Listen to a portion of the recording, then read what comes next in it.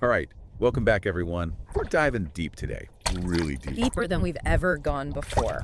That's right. Into the world of grounding techniques. That's right. Which honestly, when I first heard about them, I thought, okay, is this just like a bunch of woo-woo stuff? Yeah, I think a lot of people think that. But then I actually started, looking into the research and trying some of these techniques myself. And I was really surprised by like how much they actually helped, especially with my anxiety. Yeah, and there's a lot of science to back it up, too. Right, exactly. So that's what we're going to be unpacking today. What are grounding techniques? How do they actually work? And most importantly, How can you use them how can you use them to feel calmer, more present, in your daily life? Yeah, exactly. Whether you're dealing with stress, anxiety, Even trauma? even trauma. Yeah, they could be really helpful. So to start off, I guess the big question is, what exactly are grounding techniques? Well, at their core, grounding techniques are really anything that helps you bring your attention. To the present moment. Yeah, to the here and now. Because so often when we're feeling stressed or anxious, Or overwhelmed. our minds are racing, right? We're caught up in thoughts about the past or worries about the future. And we're not really present in our bodies. Exactly. So grounding techniques are about reconnecting with your body, with your senses, with your surroundings. Been kind of pulling yourself out of that, Thought spiral. that thought spiral or that emotional overwhelm, right? Right. And that's where the nervous system comes in.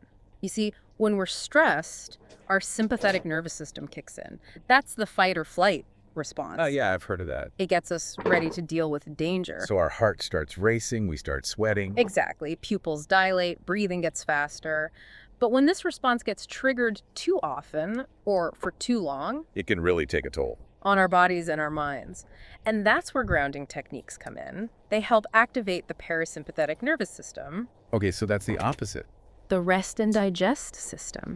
It helps calm us down so our heart rate, relax our muscles. So it's like hitting the brakes on that stress response. Exactly. And it does that by bringing our attention to the present moment. So I'm curious, how does that actually work? Like, what's the science behind it? Well, when we engage our senses, when we really focus on what we're seeing, hearing, touching, smelling, tasting, It kind of shifts our brain's attention. yeah, we're sending signals to our brain that we're safe, that we're in the present moment, that we don't need to be on high alert. Oh, okay, so it's like we're overriding that fight or flight signal. In a way, yes. We're giving our nervous system a different message, a message of safety and calm.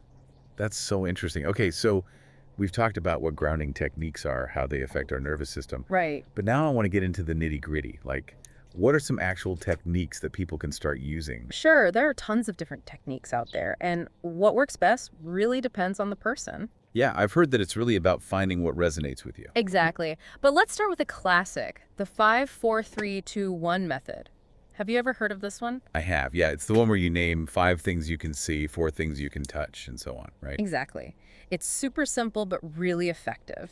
So you start by noticing 5 things you can see in your surroundings. Like the lamp, the rug, the window. Exactly. Yeah. Anything.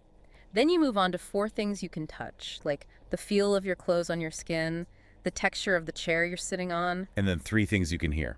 like the birds chirping outside, the hum of the refrigerator, 2 things you can smell. maybe your coffee, or a candle burning, And finally, 1 thing you can taste. like a piece of gum or the lingering taste of your lunch.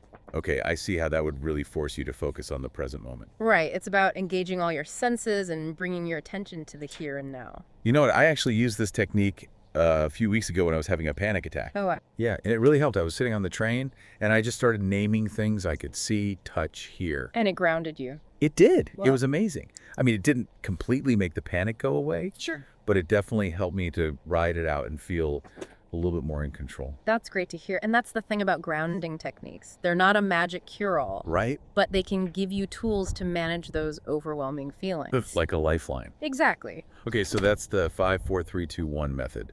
What are some other techniques that people can try? Well, another really popular one is deep mindful breathing. This one is all about slowing down your breath and really paying attention to the physical sensations of breathing. So it's not just about taking deep breaths. Right. It's about bringing your awareness to your breath. You can notice the rise and fall of your chest, the feeling of the air entering and leaving your nostrils. I do find that focusing on my breath can be really calming. It is.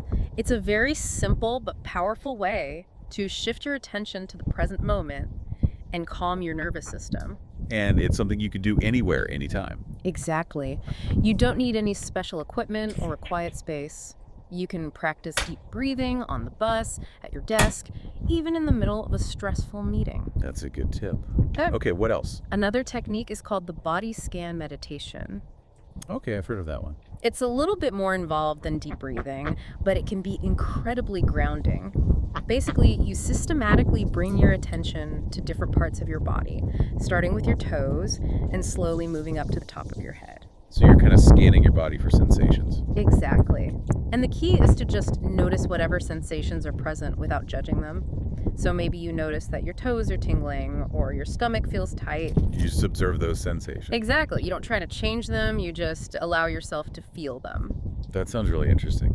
I'm gonna have to try that one. I encourage you to. It's a great way to develop a deeper awareness of your body and how it feels. And I imagine that can be really helpful for people who tend to get stuck in their heads. Absolutely. It's about bringing your awareness back into your body, back into the present moment. So we've talked about the 5-4-3-2-1 method, deep breathing, the body scan meditation. Are there any other techniques you want to share? Sure, there are many more. For example, you can try focusing on a specific object. This could be anything, a stone, a leaf, a picture. Like a grounding object. Yeah, exactly. And you really focus on its details, its colors, its textures, its shape. This helps to anchor your attention and prevent it from wandering. Well, I like that one. It's very simple. It is. And another great one is mindful walking. This is about bringing your full attention to the act of walking. So not just zoning out while you're walking. Right. You pay attention to the feeling of your feet on the ground, the movement of your legs, the sights and sounds around you. Okay, that makes sense. Yeah. It's like bringing mindfulness to an everyday activity. Exactly. And it can be a really enjoyable way to practice grounding. So our source material also talks about the importance of visualization as a grounding technique. Can you tell us more about that? Sure. Visualization is all about using your imagination to create a sense of calm and peace. So you're picturing a place that makes you feel relaxed. Exactly. It could be a beach, a forest, a mountaintop, anywhere that feels safe and serene to you. You really try to imagine it in detail. Yeah, you engage all your senses. So you imagine the sights, the sounds, the smells, even the feeling of the sun on your skin or the wind in your hair. And that can actually help to calm you down. It can, Yeah. because our minds and bodies are so interconnected. Wow, that's fascinating. When we vividly imagine a peaceful place, our bodies often respond as if we were actually there. It's like a mental vacation. In a way, yes. And it can be a really powerful tool for managing stress and anxiety. You know, one of the things that really stood out to me in our research was the emphasis on practicing these techniques regularly. Right, consistency is key. Because it's not like you just try a grounding technique once and then you're cured. Definitely not. It's like any skill, the more you practice, the better you get at it. And the easier it becomes to access those techniques when you really need them. Exactly. So even if you're not feeling stressed or anxious right now, it's a good idea to practice these techniques regularly. So you build that muscle memory. Exactly. That way, when you do find yourself in a challenging situation, you'll have those tools readily available. It's like having a first aid kit for your mind. That's a great analogy. Mhm. And another important point to remember is that there's no one-size-fits-all approach. Right. What works for one person might not work for another. Exactly. So it's important to experiment with different techniques and find what resonates with you. What feels good, what actually helps you to calm down and feel more grounded. Exactly. And don't be afraid to get creative. You can combine different techniques, modify them to suit your needs. Make it your own. Exactly. It's all about finding what works best for now. And, you know, while grounding techniques can be incredibly helpful for managing stress and anxiety, I think it's important to also acknowledge that they're not a replacement for professional help. Absolutely. If you're struggling with significant stress, anxiety, trauma, or any mental health concerns, It's essential to reach out to a qualified therapist or counselor. they can provide you with the support and guidance you need. Okay, so to wrap things up, let's recap what we've learned about grounding techniques. Okay. So essentially, grounding techniques are all about bringing your attention to the present moment. Using your senses, your body, your surroundings. And by doing so, you can calm your nervous system Manage overwhelming thoughts and emotions. and cultivate a greater sense of peace and well-being. And remember, even something as simple as taking a few conscious breaths can be a powerful grounding tool. That's a great reminder.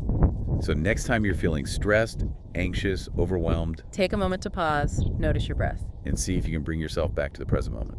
You might be surprised by how much of a difference it can make. Absolutely. Well, that's our deep dive into grounding techniques for today. I hope you found it helpful and insightful. I did too. And I hope you'll join us next time for another deep dive into... Never end new topic. Until then, take care and stay grounded. Bye, everyone. Bye.